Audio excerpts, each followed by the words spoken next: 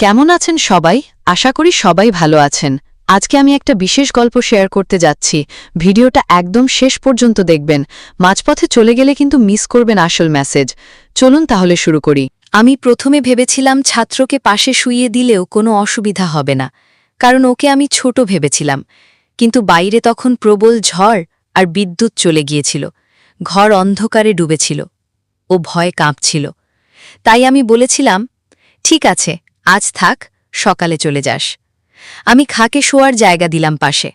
আমার মনে হয়েছিল যেন এটা খুব স্বাভাবিক ব্যাপার, কিন্তু ভেতরে ভেতরে আমি কেমন যেন অদ্ভুত কাঁপুনি অনুভব করছিলাম। ও পাশে শুয়ে পড়ল চুপচাপ। অন্ধকারে আমি চোখ বন্ধ করলাম ঘুমের ভান করে, কিন্তু আমার চোখে এক ফোঁটা ঘুম ছিল না। বারবার ওর নিঃশ্বাস আমার কানে এসে লাগছিল। শরীরের উষ্ণতা ধীরে ধীরে কাছে চলে আসছিল। আমি বুঝতে পারছিলাম ও নড়ছে আমার দিকে, খুব আস্তে আস্তে, ধীরে ধীরে সরছে, যেন পরীক্ষা করছে আমি সত্যিই ঘুমাচ্ছি কিনা। আমার বুকের ভেতর ধড়ফড় বেড়ে যাচ্ছিল ক্রমাগত। আমি তবুও শরীর নাড়িয়ে কিছু বললাম না, শুধু ভান করছিলাম অচেতন হয়ে আছি। হঠাৎ আমার কনুইতে একটা হালকা ছোঁয়া লাগল। আমি চমকে উঠলেও নড়লাম না, চুপ করে রইলাম। ওর আঙুল কেঁপে কেঁপে আমার থেমে গেল। আমার মনে হচ্ছিল আরেকটু হলে সীমা অতিক্রম করবে। শিক্ষিকার দায়িত্ব মনে হচ্ছিল দূরে সরে যাচ্ছে। নারী হয়ে আমি শরীর কাঁপতে কাঁপতে নিঃশ্বাস আটকে রাখছিলাম। ওর দম ভারী হয়ে উঠছিল। প্রতি মুহূর্তে আমার গায়ে ওর গরম নিঃশ্বাস লাগছিল বারবার। আমি অনুভব করছিলাম ও সাহস জোগাড় করছে। হঠাৎ ওর মাথার চুল আমার গালে ছুঁয়ে গেল। আমার পুরো শরীর শিহরে উঠল। অজান্তেই আমি চুপচাপ শুয়ে থেকে ভাবছিলাম, থামাবো নাকি?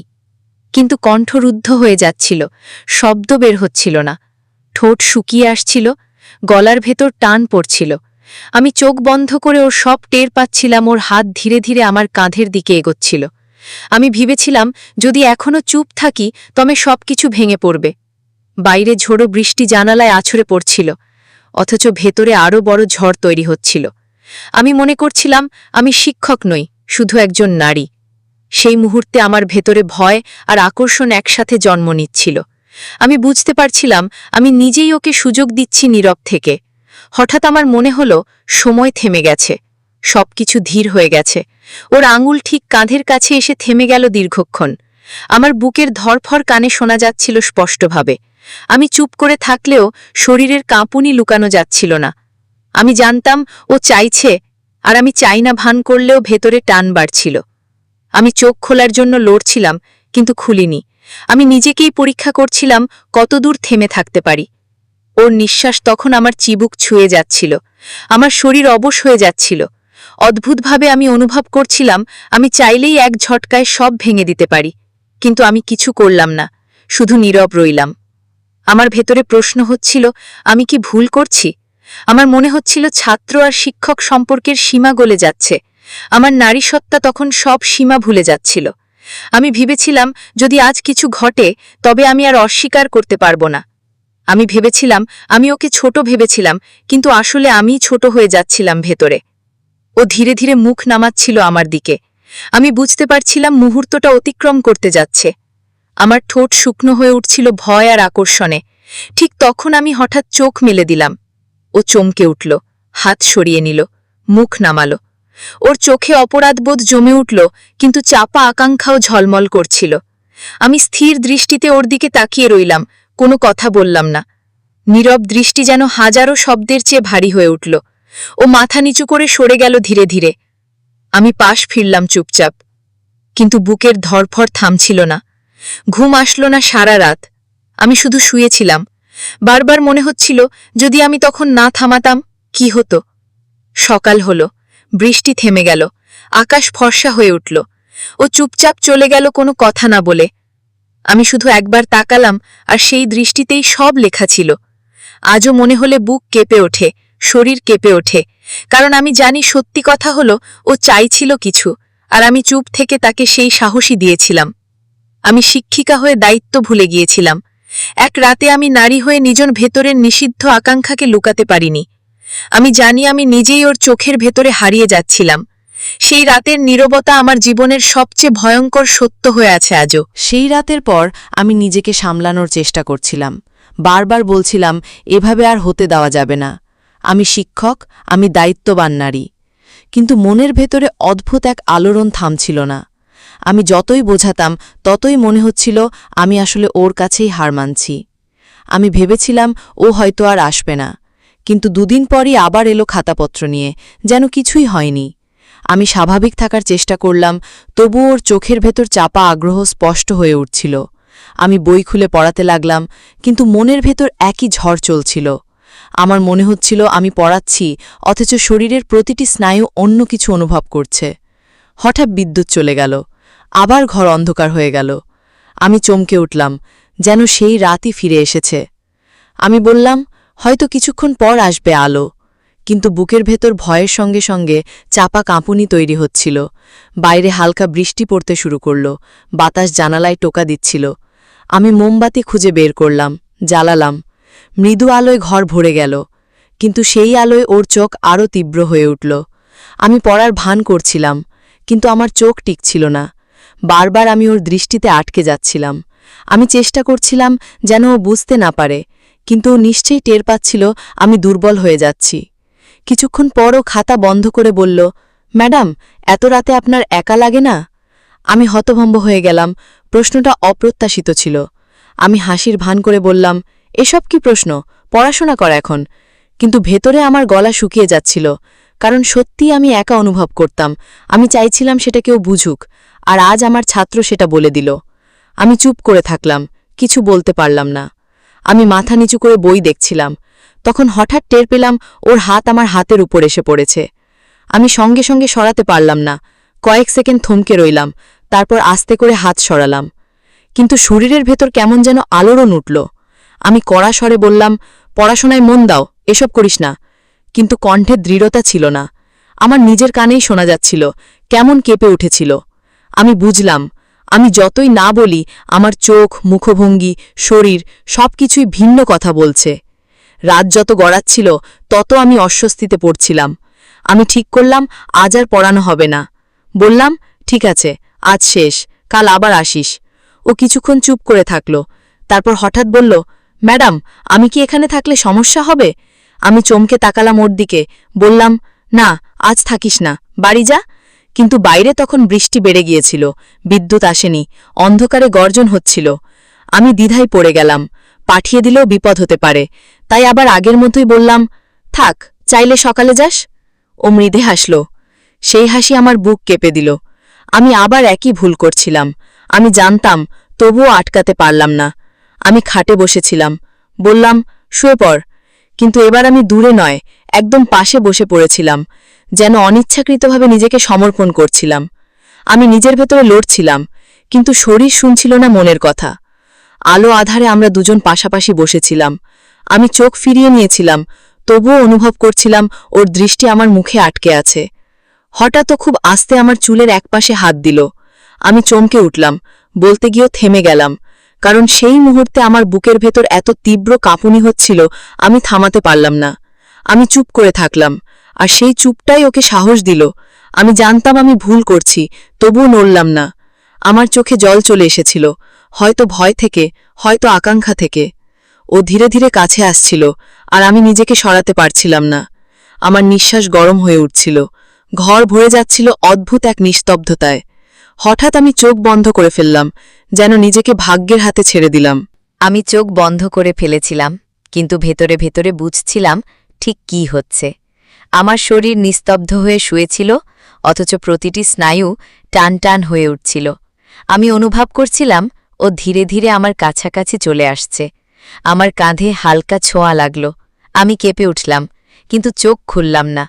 আমি জানতাম আমি চাইলে সঙ্গে সঙ্গে সরিয়ে দিতে পারতাম, কিন্তু আমি তা করলাম না। আমার নিজের নীরবতাই ছিল সবচেয়ে বড় সম্মতি।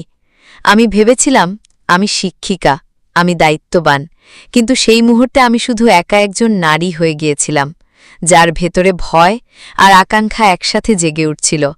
আমি অনুভব করছিলাম ওর নিঃশ্বাস গরম হয়ে আমার গালে লাগছে।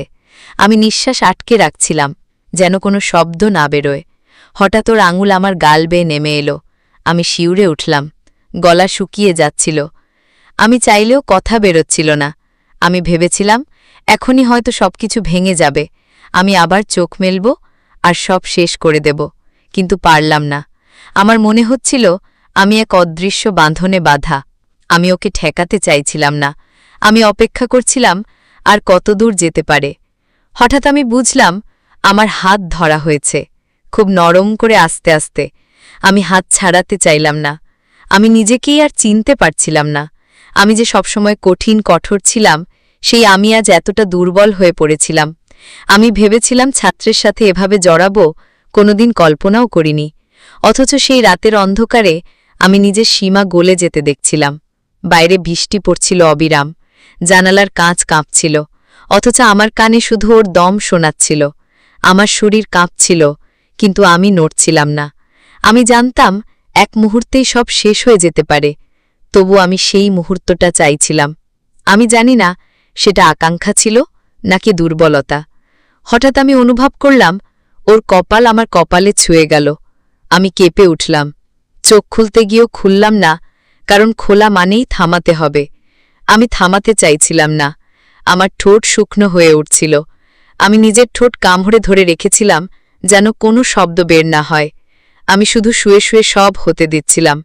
আমার মনের ভেতর আরেকজন আমি বলছিল, থামাও, কিন্তু শরীর বলছিল, চুপ থাক। আমি নারী, আমি একা, আমি ভালোবাসা চাই, আমি স্পর্শ চাই, আমি সঙ্গ চাই। আর আজ সব কিছু আমার নাগালের ভেতরে চলে এসেছে।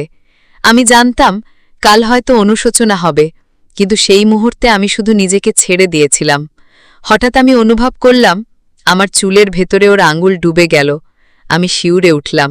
আমার বুক ধকধক করছিল, আমার ঠোঁট কাঁপছিল। আমি চাইলেও নিজেকে আর সামলাতে পারছিলাম না। আমার চোখের কোণে জল চলে এসেছিল, কিন্তু সেটা আনন্দের না দুঃখের আমি জানি না, হয়তো দুটোর মিশ্রণ। আমি হাল ছেড়ে দিয়েছিলাম। আমার নীরবতা ছিল আমার আত্মসমর্পণ। আমি ভেবেছিলাম এতদূর যাওয়া আমার পক্ষে সম্ভব হবে না, কিন্তু যখন নিজেকে আটকাতে গেলাম তখনই বুঝলাম দেরি হয়ে গেছে। কারণ আমি আর নিজের শরীরকে সামলাতে পারছিলাম না। আমার মনের ভেতর প্রতিরোধ থাকলেও শরীর নিস্তেজ হয়ে মেনে নিচ্ছিল। আমি অনুভব করছিলাম ওর দম আমার গলায় ছুঁয়ে যাচ্ছিল। আমি ভাবছিলাম এই মুহূর্ত যদি থেমে যেত তাহলে হয়তো আমি আবার শিক্ষক হয়ে উঠতে পারতাম। কিন্তু সময় থামল না, বরং আরও দ্রুত এগিয়ে গেল। আমি বুঝতে পারছিলাম ও আর থামছে না, আমিও আর বাধা দিচ্ছি না। আমি মনে মনে ভাবছিলাম এই রাত শেষ হলে সব ভুলে যাব, সব কিছু মুছে ফেলব। কিন্তু তখন আমি নিজের ভেতরে এক নতুন রূপ আবিষ্কার করছিলাম। যে নারী এতদিন নিজেকে চাপা দিয়ে রেখেছিল, সেই নারী আজ অন্ধকারে মুক্তি পাচ্ছিল। বাইরে ঝড়ো বৃষ্টি অবিরাম চলছিল, ভেতরে আমি আর আমার ছাত্র একে অপরের নীরবতার ভেতর ডুবে যাচ্ছিলাম। আমি বুঝতে পারছিলাম ও আমার চোখ খুঁজছে। আমি চোখ খুললাম না, কারণ খুললেই লজ্জা থেমে আসবে। আমি চাইছিলাম না কিছু থামুক, আমি চাইছিলাম রাত যেন আরও দীর্ঘ হয়। আমি জানতাম এটা ভুল, আমি জানতাম সমাজের নিয়ম এটা মানবে না, আমি জানতাম আমি ভোর হলে অনুশোচনায় ভুগব। তবু আমি সেই মুহূর্তে ভেসে যাচ্ছিলাম। আমি মনে করছিলাম আমি একা নই, আর আমি একা নই ভেবে বুকের ভেতর অদ্ভুত উষ্ণতা তৈরি হচ্ছিল। আমি আর শিক্ষক নই, আমি আর দায়িত্বের বোঝা নই, আমি শুধু একজন মানুষ, একজন নারী যে স্পর্শ চাইছে, ভালোবাসা চাইছে, কাছে পাওয়া চাইছে। আমি অনুভব করছিলাম ওর হাত আরও দৃঢ় হয়ে উঠছে, আমার চুলের ভেতরে, আমার কাঁধে, আমার গালে। আমি জানতাম আর কিছুক্ষণের মধ্যে সব সীমা ভেঙে যাবে, আর আমি থামাতে পারব না। তবু আমি থামালাম না, কারণ আমি ভেতরে চেয়েছিলাম এমন কিছু ঘটুক যা আমার একাকিত্ব ভেঙে দেবে। সেই মুহূর্তে আমার মনে হচ্ছিল আমি আবার বেঁচে উঠছি। আমি জানতাম এ জীবন লুকানো, এ জীবন নিষিদ্ধ, তবুও সেই নিষিদ্ধতা আমাকে আরও টানছিল। আমার ভেতরে এক অদ্ভুত শক্তি জেগে উঠছিল। আমি ভেবেছিলাম আমি দুর্বল হয়েছি, কিন্তু আসলে আমি অন্য এক সত্যিকারের আমি হয়ে উঠছিলাম, যে নিজের ভেতরের আকাঙ্ক্ষাকে আর অস্বীকার করতে পারছে না। আমার চোখে জল জমে যাচ্ছিল, কারণ আমি জানতাম কাল সকাল এলে আমি আবার কড়া মুখে শিক্ষক হয়ে যাব। কিন্তু আজ রাতে আমি নারী হয়ে যাচ্ছিলাম। আমি অনুভব করছিলাম প্রতিটি মুহূর্ত আমার শরীরকে বদলে দিচ্ছে, আমার মনকে গলিয়ে দিচ্ছে। আমি অন্ধকারে চোখ বন্ধ করে শুধু একটাই কথা ভাবছিলাম, হ্যাঁ, আমি চাই এই মুহূর্তটা থেমে যাক, আর আমি ডুবে থাকি এই নিষিদ্ধ উষ্ণতায়। সেই রাতে আমি আর নিজেকে আটকাতে পারিনি। আমি অনুভব করছিলাম আমার চারপাশে সবকিছু অদ্ভুতভাবে বদলে যাচ্ছে। জানালার বাইরে ঝড় থেমে এলেও আমার ভেতরে ঝড় থামছিল না। আমি চুপচাপ শুয়েছিলাম, অথচ আমার শরীর কাঁপছিল। আমি বুঝতে পারছিলাম আমি নিজের সবকিছু ছেড়ে দিয়েছি। আমার ছাত্রের নীরব সাহসের কাছে আমার চোখ বন্ধ ছিল, কিন্তু প্রতিটি ছোঁয়ায় আমি যেন গলে যাচ্ছিলাম। আমি ভাবছিলাম এতদিন আমি নিজেকে লুকিয়ে রেখেছি, এতদিন আমি ভেবেছি আমি কেবল দায়িত্বের মানুষ, কিন্তু সে দায়িত্বের আড়ালে আমি যে নারী, আমি যে স্পর্শ আর সঙ্গের জন্য কাঁদছিলাম, তা আমি কখনো মানিনি। আজ আমি মানছি। আমি জানতাম এই স্বীকারোক্তি বিপজ্জনক, তবু আমি মুখ ফিরিয়ে নিতে পারিনি। আমার ঠোঁট শুকিয়ে যাচ্ছিল, আমার বুক ধকধক করছিল। আমি শুধু শুয়ে থেকে প্রতিটি মুহূর্তের ভার নিতে চাইছিলাম। আমি অনুভব করছিলাম ওর হাত আমার কপাল থেকে গাল বেয়ে নেমে এলো। আমার নিঃশ্বাস থেমে যাচ্ছিল, আমার চোখে জল জমছিল। আমি চাইছিলাম কান্না করতে, কিন্তু শব্দ বেরোচ্ছিল না। আমি চুপ করে রইলাম, আর সে চুপই আমার সম্মতি হয়ে উঠল। আমি জানতাম আমি চাইলেই থামাতে পারতাম, এক মুহূর্তে আমি শিক্ষক হয়ে কঠিন হতে পারতাম, কিন্তু আমি চাইনি। আমি শিক্ষক হতে চাইনি। আমি চাইছিলাম শুধু নারী হতে। আমি চাইছিলাম সেই আকাঙ্ক্ষার স্রোতে ভেসে যেতে। আমি চাইছিলাম আমি যেন আবার বেঁচে উঠি। এই শরীরের প্রতিটি স্পর্শে আমার মনে হচ্ছিল আমি নতুন আমি হয়ে যাচ্ছি। আমি যে সবসময় নিজের ভেতরকার অনুভূতিকে অস্বীকার করেছি, আজ সে আর অস্বীকার করছে না। আমি অনুভব করছিলাম ওর উপস্থিতি আমার বুকের ভেতর ফাঁকা জায়গা পূর্ণ করে দিচ্ছে। আমি যেন অনেক দিনের একাকিত্ব থেকে মুক্তি পাচ্ছি।